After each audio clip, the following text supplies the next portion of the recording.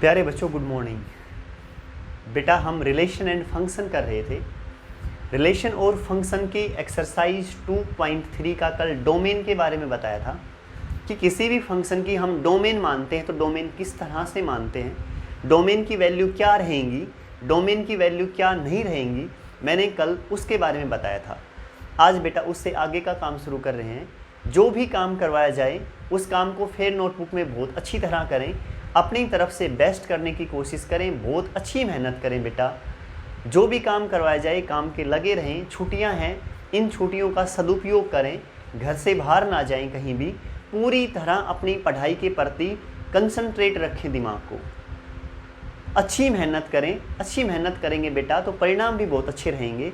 आज जो आप ये मेहनत कर रहे हैं, ये तपस्या कर रहे हैं, यकीन करें जितनी अच्छी मेहनत करोगे आपका आने वाला भविष्य उतना ही अच्छा रहेगा। ठीक है बेटा, मैं आगे काम शुरू कर रहा हूँ। पूरा दिमाग, पूरा ध्यान अच्छी तरह बोर्ड पे लगा देना।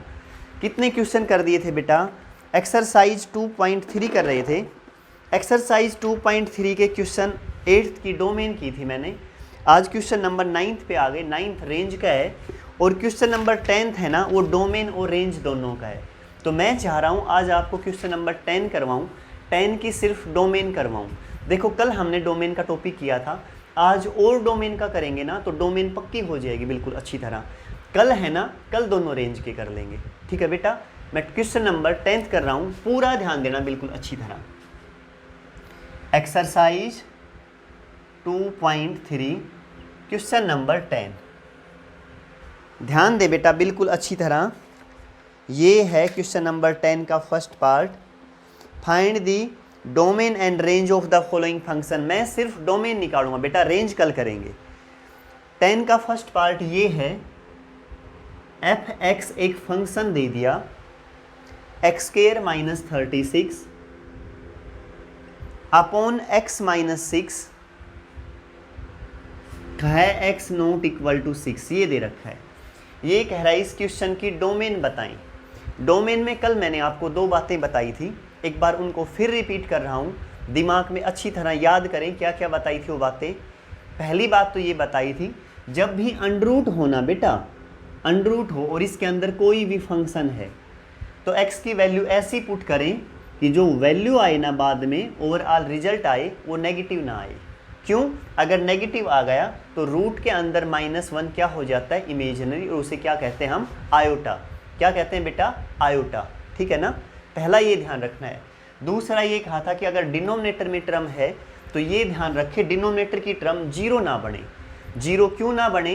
क्योंकि समथिंग अपॉन 0 क्या बन जाएगी बेटा, इन्फिनिटी। ठीक है ना, वो भी किसी की डोमेन नहीं हो सकती। तो ध्यान दें, इसकी डोमेन सारे रियल नंबर हो सकते हैं लेकिन क्या नहीं हो सकती, 6 नहीं हो सकती। क्यों?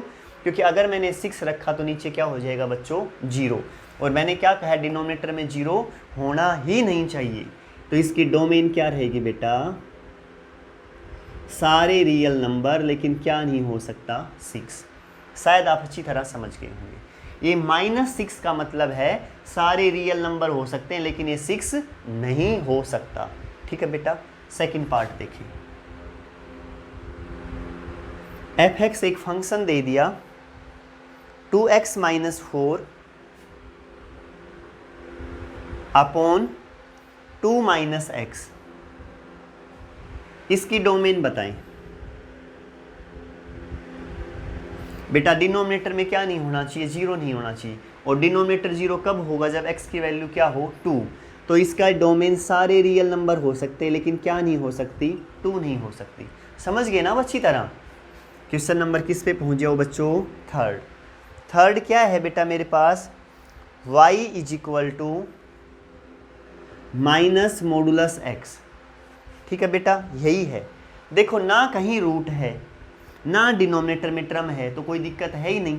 तो इसकी डोमेन क्या रहेगी, इसकी डोमेन क्या रहेगी बच्चों, सारे रियल नंबर। क्या रहेगी, सारे रियल नंबर। क्यों? क्योंकि ना तो कहीं रूट है बेटा, ना डिनोमिनेटर में टर्म है। शायद अच्छी तरह क्लियर समझ गए ना बेटा।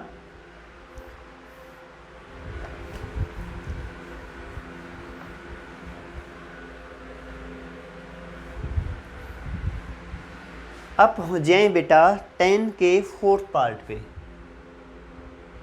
क्या है fourth part, y is equal to modulus x by X, ये है बेटा। इसकी डोमेन बता दो। सारे रियल नंबर हो सकते हैं लेकिन नीचे वाली टर्म जीरो नहीं होनी चाहिए ना, और ये जीरो कब होगी, जब x की वैल्यू क्या हो, जीरो। तो सारे रियल नंबर हो सकते हैं लेकिन क्या नहीं हो सकती, जीरो नहीं हो सकती। अच्छी तरह क्लियर बेटा। नेक्स्ट क्वेश्चन पे पहुंच जाएं, 10th का 5th पार्ट।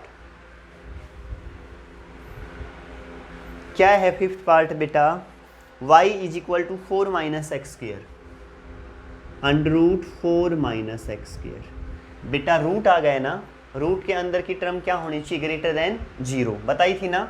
तो 4 माइनस एक्स स्क्वेयर क्या हो, ग्रेटर देन इक्वल जीरो।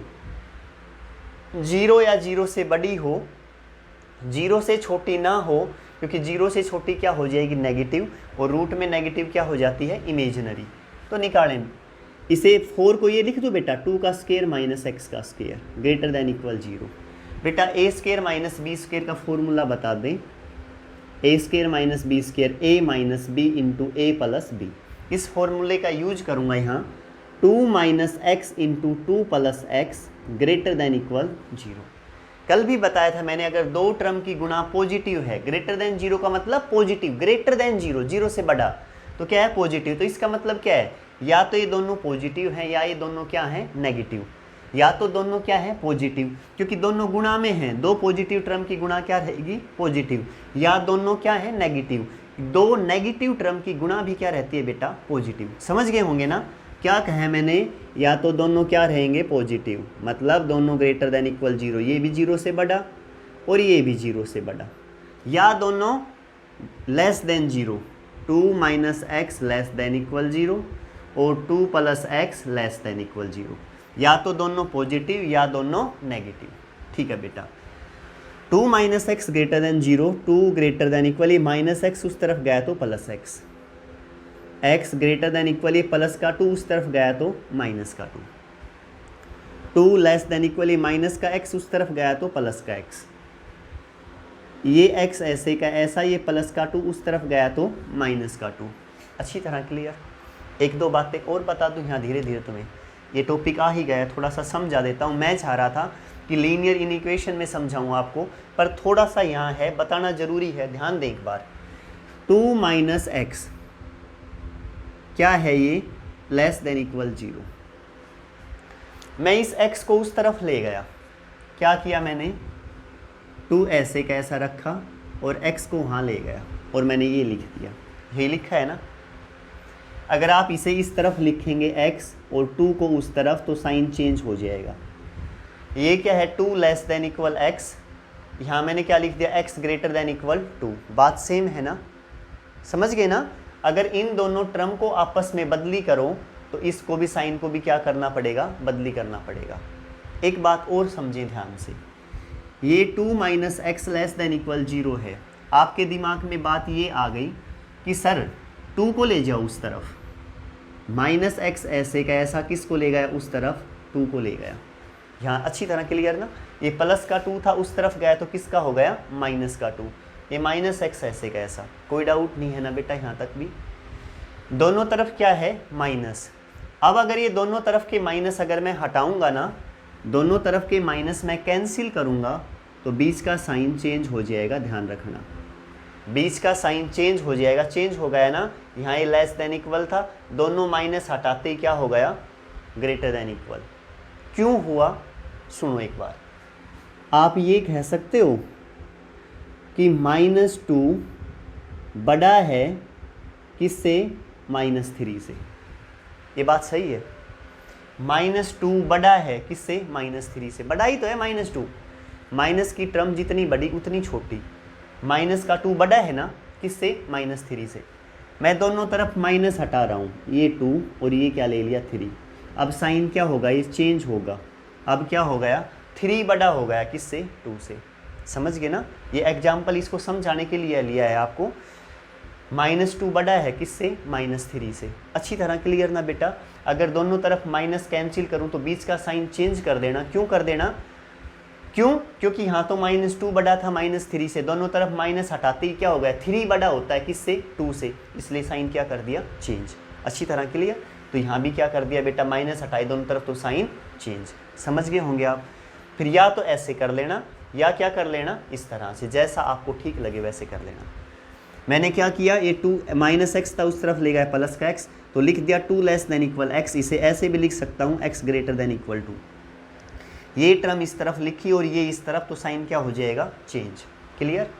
यहाँ बताना एक बार, x को इस तरफ लिखा, 2 को उस तरफ, तो ये साइन भी क्या हो जाएगा, चेंज। शायद अच्छी तरह क्लियर बेटा, कोई डाउट नहीं होगी 1% भी। रटना मत, बातों को समझना, फिर भी कहीं कोई दिक्कत लगे तो मेरे से पूछना। इनको XY प्लेन में रख रहा हूँ, 1 2 3, -1 -2 -3। x की वैल्यू < 2 या 2 से छोटी, 2 या 2 से 2 तो ये बेटा, इससे छोटी वैल्यू इस तरफ रहेंगी, ले ली। x > -2, x की वैल्यू -2 से बड़ी, ये -2 है, -2 से बड़ी वैल्यू क्या रहेंगी, इस तरफ रहेंगी बेटा। वो कौन सा एरिया है जहाँ दोनों लाइनें हैं, जिन्हें दोनों सेटिस्फाई कर रहे हैं, ये भी सेटिस्फाई करता है और ये भी, वो यहाँ से शुरू है दोनों लाइनें और यहाँ तक दोनों लाइनें हैं। मतलब कहाँ से शुरू हैं, -2 से शुरू हैं और कहाँ तक हैं, 2 तक।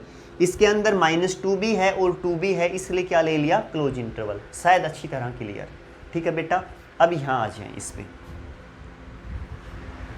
1 2 3, -1 -2 -3। कह रहा है कि x की वैल्यू 2 से बड़ी, x > 2, 2 या 2 से बड़ी, 2 या 2 से बड़ी वैल्यू इस तरफ, x < -2, -2 से छोटी, -2 या 2 से छोटी इस तरफ। दोनों के अंदर कोई एरिया बाउंडेड हुआ जिसे दोनों सेटिस्फाई कर रहे हैं, ऐसा कोई एरिया है ही नहीं जिसे दोनों सेटिस्फाई, ये इस तरफ जा रहा है, ये इस तरफ जा रहा है, ऐसा कोई एरिया है ही नहीं जिसे दोनों सेटिस्फाई करें, तो इसे बेटा नेगलेक्ट कर देना। समझ गए अच्छी तरह। सिर्फ ये वैल्यू रहेगी, इसकी डोमेन किसके बीच में लाई करेगी, -2 से 2। तो लिखते हैं बेटा, इसकी डोमेन क्या रहेगी, -2 से 2। अच्छी तरह क्लियर ना। -2 भी रख सकता हूँ, 2 भी रख सकता हूँ और इनके बीच की भी कोई वैल्यू रख सकता हूँ। 2 से बड़ी भी नहीं रख सकता और -2 से छोटी नहीं रख सकता। अगर आपने गलती से 2 से बड़ी रख दी, समझना, अब आंसर निकालने के बाद चेक कर लिया करो ठीक किया या गलत किया है। मैं ये कह रहा हूँ, अगर 2 से बड़ी वैल्यू पुट कर दी आपने, 2 से बड़ी वैल्यू 3 मान लो थोड़ी देर के लिए, 3 पुट कर दी तो क्या आएगा, 4 - 3 का स्क्वायर 3 तिया 9, तो कितना आया, -5। और मैंने कहा था रूट में माइनस नहीं आना चाहिए, तो √5 और रूट में माइनस का मतलब आयोटा, क्या हो जाएगा, इमेजिनरी। समझ गए ना। इसलिए हमारा आंसर बिल्कुल सही है। इसकी वैल्यू किसके बीच में होनी चाहिए, -2 से 2 के बीच में, -2 और 2 भी हो सकते हैं। अच्छी तरह क्लियर बेटा। नेक्स्ट में पहुंच जाएं।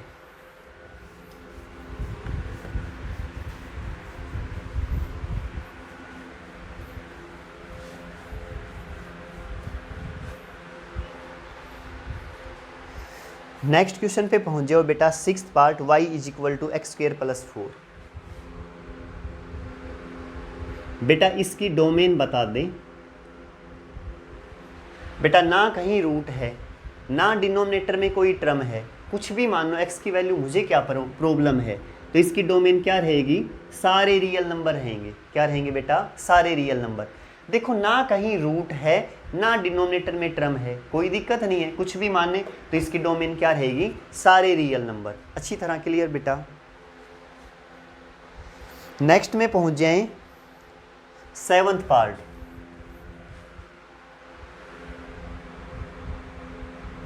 y = √x - 3। इसकी डोमेन बताएं। x - 3 है ना, रूट का है, तो रूट में क्या कहा था, क्या होना चाहिए, > 0। समझ गए ना, 0 या 0 से बड़ी। x की वैल्यू, ये -3 उस तरफ गया तो +3। x की वैल्यू 3 या 3 से बड़ी, 3 कहाँ है, 1 2 3। अब एक ही टर्म है मेरे पास और कोई नहीं है, 3 या 3 से बड़ी, तो 3 से शुरू हो जाएगा बेटा और कहाँ तक जाएगी, इन्फिनिटी तक। इन्फिनिटी इंक्लूड नहीं रहेगा इसलिए ओपन इंटरवल, 3 इंक्लूड रहेगा इसलिए 3 to ∞। शायद अच्छी तरह समझ गए होंगे बेटा। रख के देख लें, 4 रखेंगे,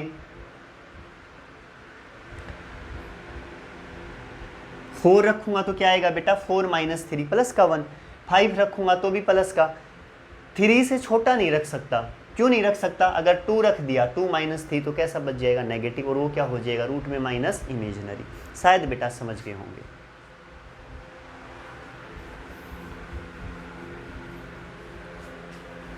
नेक्स्ट पे पहुंच जाएं बेटा,